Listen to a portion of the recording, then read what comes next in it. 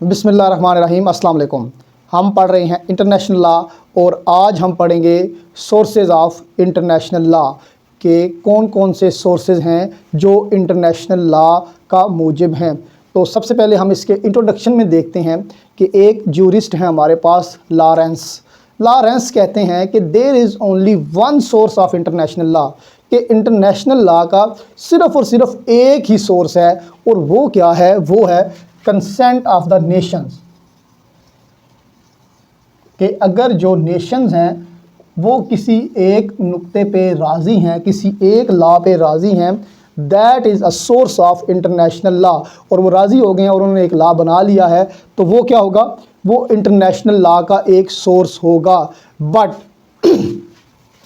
जो आपका स्टैचू है ICJ का, इंटरनेशनल कोर्ट ऑफ जस्टिस का, उसके आर्टिकल 38 में आपको इंटरनेशनल जो है ना लॉ, उसके सोर्सेज दिए गए हैं। उसमें वो बताता है कि there are two types of international sources. सबसे पहली टाइप है प्राइमरी सोर्सेज और दूसरी टाइप है सेकेंडरी सोर्सेज। सबसे पहले हम पढ़ेंगे प्राइमरी सोर्सेज को, कि प्राइमरी सोर्सेज कौन कौन से हैं। प्राइमरी सोर्सेज उसमें दिए गए हैं article 38 class 1 class further A to C, किसमें, statute of international court of justice. Primary source का वो बताता है इन जनरली ये जो सोर्सेज हैं, these are formal sources of international law, और ये आपको जो है फॉर्मल बॉडी से मिलते हैं। सबसे पहली चीज़ जो उसमें बताता है वो है सोर्स ऑफ इंटरनेशनल लॉ, वो है जी कस्टम। इसको आप इंटरनेशनल कस्टम भी कह सकते हैं। ये ऐसा सोर्स है जो original and oldest source of international law है। इससे पुराना कोई सोर्स नहीं है जो इंटरनेशनल लॉ में आपको मिले। अब इस कोई भी एक रस्म है, उसको एक रस्म या उसको एक कस्टम बनने के लिए या उसको एक लॉ बनने के लिए कुछ रिक्वायरमेंट्स चाहिए होती हैं। अब एक कस्टम को इंटरनेशनल लॉ बनने के लिए कुछ एसेंशियल्स रिक्वायर्ड होते हैं। यहाँ पे आपको मैं आपकी ज़ाती ज़िंदगी से अगर एक मिसाल दूँ तो वो ये है कि जहेज़ का रिवाज जो है वो हमारे मुआशरे में बहुत ज़्यादा है, कि हर बंदा ये कोशिश करता है कि वो अपनी बेटी को जहेज़ दे। हालांकि there is no such law कि आपने जहेज़ देना ही देना है, अगर आपने जहेज़ ना दिया तो आपको इतने साल कैद हो जाएगी। क्या है, ऐसा कोई लॉ नहीं है कि आपने जहेज़ देने ही देना है। But as a customary obligation हम लोग क्या करते हैं, अपनी बेटियों को जहेज़ देना एक लॉ समझते हैं। तो ये क्या है, this is a example of custom. तो अगर आप इंटरनेशनल कस्टम की बात करें तो उसमें दो एसेंशियल्स ज़रूरी हैं। सबसे पहला एसेंशियल क्या है जी, लॉन्ग हिस्ट्रिकल प्रैक्टिस, कि उस कस्टम की, उस रिवाज की जो प्रैक्टिस है वो लॉन्ग हिस्ट्रिकल, मतलब हिस्ट्री से वो चलती आ रही हो, और ये जो प्रैक्टिस है ये कंसिस्टेंट होनी चाहिए, रेगुलर होनी चाहिए, यानी कि उसमें कोई गैप शैप ना हो, वो चलती आ रही है, उसको लोग फॉलो करते आ रहे हैं, जिस तरह कि मैंने आपको जहेज़ की एग्जांपल दी। दूसरा एसेंशियल जो उसमें होना चाहिए उसे आप कह सकते हैं ओपिनियो ज्यूरिस। ओपिनियो ज्यूरिस जो है ये एक लैटिन टर्म है जिसका मतलब है कि वो जो आपकी प्रैक्टिस जो लॉन्ग हिस्ट्रिकल से कंटिन्यूअस चलती आ रही है, उसको जो नेशन के लोग हैं वो ये समझते हैं कि that is an obligatory duty, कि उसको ओबे करना हमारी ड्यूटी है। That is not only habitual, कि हम उसको हैप्चुअली जो है ना वो नहीं कर रहे, आदतन हम उसको ओबे नहीं कर रहे, वो हमारी लीगल ड्यूटी बन चुकी है। तो अगर ओपिनियो ज्यूरिस उस कस्टम में नहीं है तो वो कस्टम क्या होगा, वो कस्टम आपका इंटरनेशनल लॉ नहीं बन सकेगा। तो इन दो चीज़ों से मिलके आपका जो कस्टम होगा वो एक इंटरनेशनल लॉ का सोर्स बन जाएगा। अब मैं आपको दूंगा एग्जांपल्स के इंटरनेशनल लॉ में कौन कौन से ऐसे कस्टम्स हैं जो चल रहे हैं। सबसे पहली एग्जांपल जो है वो है एसएलएम। ये बहुत से ऐसे लोग होते हैं, हमारे पाकिस्तान में भी बहुत से ऐसे लोग होते हैं जो कि दूसरी कंट्रीज़ में जाके, यूरोप कंट्रीज़ में या अमेरिका में या बरतानिया में, वो जाके असलम अप्लाई करते हैं, पनाह अप्लाई करते हैं। ये पनाह पॉलिटिकल भी हो सकती है, इसके कोई और रीज़न भी हो सकते हैं कि मेरी जान को ख़तरा है, मेरी इज़्ज़त को ख़तरा है, मुझे वहाँ पे उस मुल्क में ये ख़तरा है। तो जब वो जाके वहाँ पे अप्लाई करते हैं असलम के लिए, तो उनको वो असलम दी जाती है। क्यों दी जाती है? एज अ कस्टम, कि ये कस्टम चलता आ रहा है लॉन्ग हिस्ट्रिकल से, और ये कंटिन्यूस है और ये रेगुलर है, और इसको लोग अपनी ओब्लिगेटरी ड्यूटी समझते हैं। अगर कोई हमारे पास आ गया है पनाह के लिए तो हमने उसे पनाह देनी है। तो दूसरा जो कस्टम चल रहा है, दूसरी एग्जाम्पल, वो है जी immunity to the state heads. एक स्टेट का वज़ीर आज़म जो है वो दूसरी स्टेट में जाता है तो उसको वहाँ पे कुछ इम्यूनिटीज़ हासिल होती हैं। तो वो जो इम्यूनिटीज़ हैं that is from international custom, कि वो उनको मतलब है कि इसलिए मिली हैं क्योंकि आपके कस्टम में वो शामिल है कि हमने इसको इम्यूनिटी देनी है। डिप्लोमेट्स को इम्यूनिटीज़ देते हैं, स्टेट हेड्स को जो है ना वो इम्यूनिटीज़ मिलती हैं, वो इसी कस्टम के थ्रू मिलती हैं। अगला, अब इसमें ना अक्सर सवाल होता है कस्टम में कि जी कितनी पुरानी प्रैक्टिस होनी चाहिए। तो इसमें कोई ऐसा ड्यूरेशन मेंशन नहीं है। आप यही समझ सकते हैं कि वो अननोन ड्यूरेशन से जो है वो आपको जो है ना वो प्रैक्टिस मिलनी चाहिए। आपको ड्यूरेशन मालूम नहीं है कि कब से हो रही है, बट हो रही है, तो उसमें कोई ड्यूरेशन जो है वो मेंशन नहीं है। अगला जो इसका सोर्स है वो है कन्वेंशंस, ट्रीटीज़, जिनको आप ट्रीटीज़ भी कहते हैं। आप ट्रीटी की जो डेफिनेशन है वो दी गई है जी 1969 के वियना कन्वेंशन में, कि treaty is an agreement which establish or seeks to establish relationship between two or more countries in respect of international law. के एक ट्रीटी जो है वो या तो इस्टेब्लिश करती है या सीक्स टू इस्टेब्लिश करती है कुछ relationship between two countries or two or more countries according to international law, कि अगर दो ममालिक या दो से ज़्यादा ममालिक आपस में कोई एक मुआहदा कर लेते हैं तो उसको ट्रीटी कहा जाएगा। अब ये मुआहदा कुछ आपको ड्यूटीज़ देता है और कुछ आपको राइट्स देता है। तो जो ट्रीटी है वो भी इंटरनेशनल लॉ का एक सोर्स है। इसके अगर मैं आपको बताऊं कि ये जो कन्वेंशंस हैं ये दो टाइप के होते हैं, एक बाइलेटरल और दूसरा है मल्टीलेटरल। बाइलेटरल कौन से होते हैं? कि अगर दो कंट्रीज़ के दरमियान कोई एक ट्रीटी हो रहा है तो वो बाइलेटरल होगा। जिस तरह पाकिस्तान और इंडिया के दरमियान सिंतास का मुआहदा, कोर्ट ऑफ रनकच का इस तरह का भी एक मुआहदा है। तो अगर दो कंट्रीज़ के दरमियान कोई मुआहदा हो रहा है तो वो क्या होगा? वो बाइलेटरल होगा। पाकिस्तान और अफगानिस्तान के दरमियान अगर कोई मुआहदा हो रहा है, पाकिस्तान और ईरान के साथ अगर कोई सुई गैस का मुआहदा हो रहा है तो दैट विल बी बाइलेटरल। तो मल्टीलेटरल वो होगा कि अगर दो से ज़्यादा अगर जो नेशंस हैं वो आपस में मिल के कोई मुआहदा कर लेती हैं तो वो that will be a multilateral treaty. तो उसकी अगर मैं आपको एग्जांपल दूँ तो G20 जिसमें 20 ममालिक हैं वो आपस में मिल के कोई मुआहदा करते हैं तो वो क्या होगा? वो मल्टीलेटरल होगा। इसके जो फीचर्स होंगे, ट्रीटीज़ के फीचर्स क्या होने चाहिए? ट्रीटीज़ के फीचर्स में सबसे पहली चीज़ आती है कि ये होगा obligatory.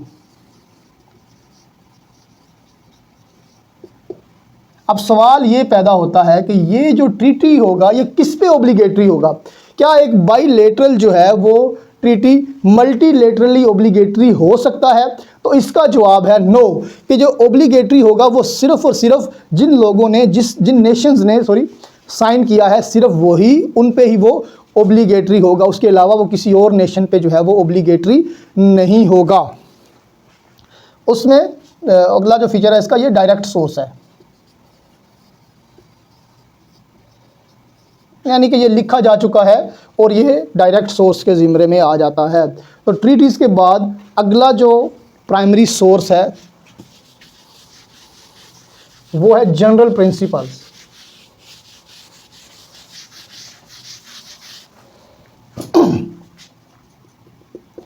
General principles of law.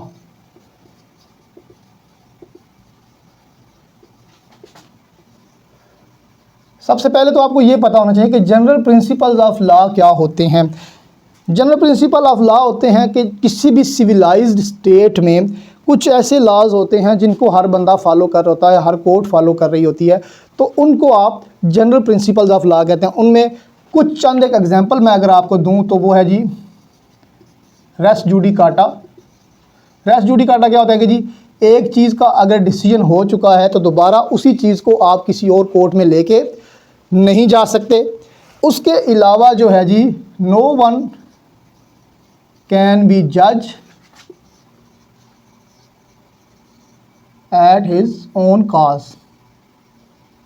कि किसी का मुकदमा चल रहा है और वो खुद उस मुकदमे में नामजद भी है और वही वहाँ पे जाके जज बन के बैठ जाए। Here the other side.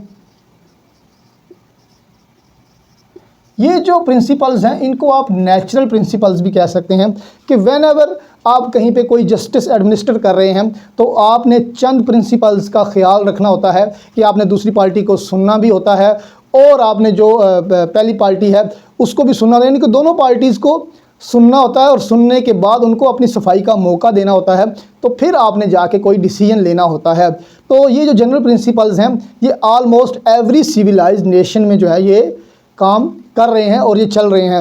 अब इनको इंटरनेशनल लॉ में शामिल क्यों किया गया, इनको इंटरनेशनल लॉ का सोर्स क्यों कहा गया, वो इसलिए कि चूँकि जो आपका म्यूनिसिपल लॉ है वहाँ पे आपको प्रेसिडेंट्स मिल जाते हैं, कोर्ट्स जो है वो रेगुलर डिसीजन कर रही होती हैं, बट जो इंटरनेशनल कम्युनिटी है उसमें कोई इतने ज़्यादा केसेस आपको नहीं मिलते। तो इतने ज़्यादा जब केसेस नहीं मिलते तो फिर आपको फॉलो करने पड़ते हैं जनरल प्रिंसिपल्स, तो इसीलिए इनको इंटरनेशनल लॉ के सोर्स में शामिल किया गया है।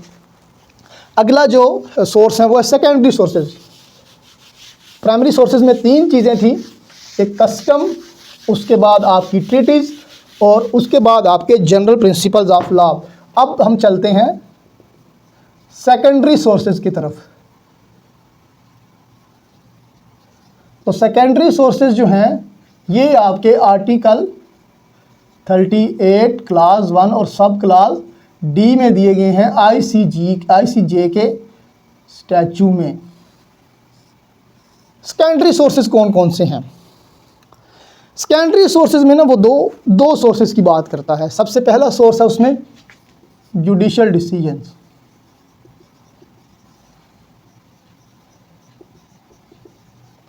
उसके बाद दूसरा सोर्स है teaching of most highly qualified publicist. इसको मैं सिंपली टीचिंग लिख देता हूँ कि हाईली क्वालिफाइड ज्यूरिस्ट जो हैं उनकी टीचिंग जो है वो भी सेकेंडरी सोर्स में आएगी। अब जो सेकेंडरी सोर्स हैं इनको एविडेंस ऑफ इंटरनेशनल लॉ भी कहते हैं।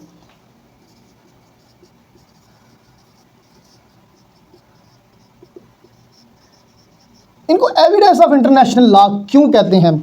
क्योंकि ये जो जुडिशियल डिसीजंस हैं और ये टीचिंग्स हैं मतलब ज्यूरिस्ट्स की, ये बाइंडिंग ऑन द कोर्ट नहीं है, ये just as a advice, just as an evidence आप जो है वो कोर्ट में पेश कर सकते हैं कि भाई इंटरनेशनल लॉ पे फलां जो बड़ा नामी ग्रामी ज्यूरिस्ट है उसकी ये राय है, तो उसको एज अ राय आप जो है ना वो यूज़ कर सकते हैं, एज अ गाइड आप यूज़ कर सकते हैं, बट वो बाइंडिंग नहीं होंगे। इसलिए इनको एविडेंस ऑफ इंटरनेशनल लॉ कहा जाता है और ये secondary sources of international law हैं। अब ज्यूरिस्ट में उसने कुछ 3-4 नाम भी दिए हुए हैं कि जिनकी जो है ना टीचिंग्स वो आपको एज आ लेनी चाहिए। उसमें वो है जी जेंटली, ग्रोशियस और वेटल।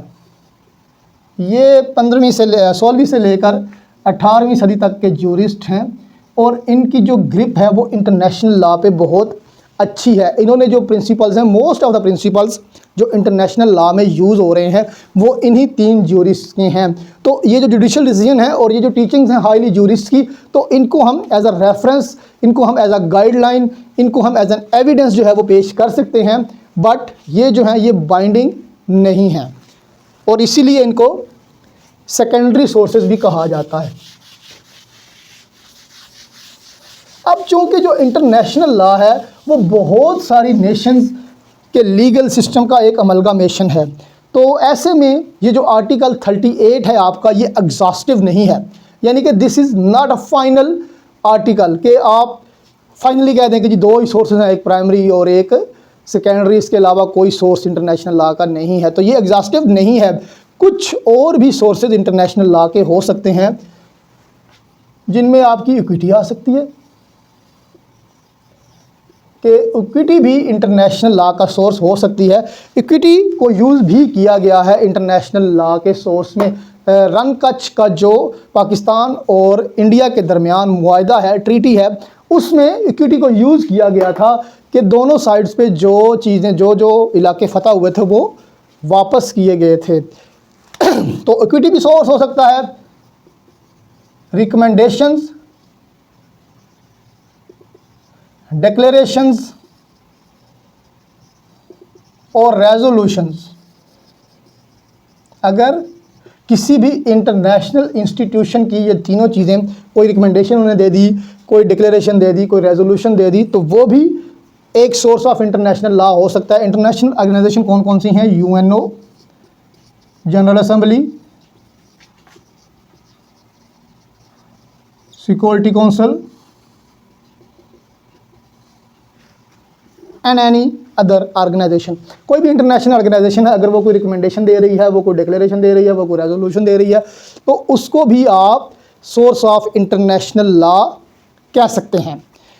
तो आज का जो हमारा टॉपिक था वो था सोर्सेज ऑफ इंटरनेशनल लॉ। इसमें हमने जो मेन टाइप्स हैं वो दो ही हैं, एक प्राइमरी और एक सेकेंडरी। प्राइमरी में आपका कस्टम आ जाता है, आपके कन्वेंशन, ट्रीटीज़ और आपके जनरल प्रिंसिपल्स ऑफ लॉ आ जाते हैं, और सेकेंडरी सोर्सेज में आपके जुडिशियल डिसीजंस और writing of the famous jurist आ जाती हैं। तो अगर आपको ये लेक्चर अच्छा लगा हो तो इसको दोस्तों में शेयर करें और मेरे चैनल को सब्सक्राइब करें। Thank you.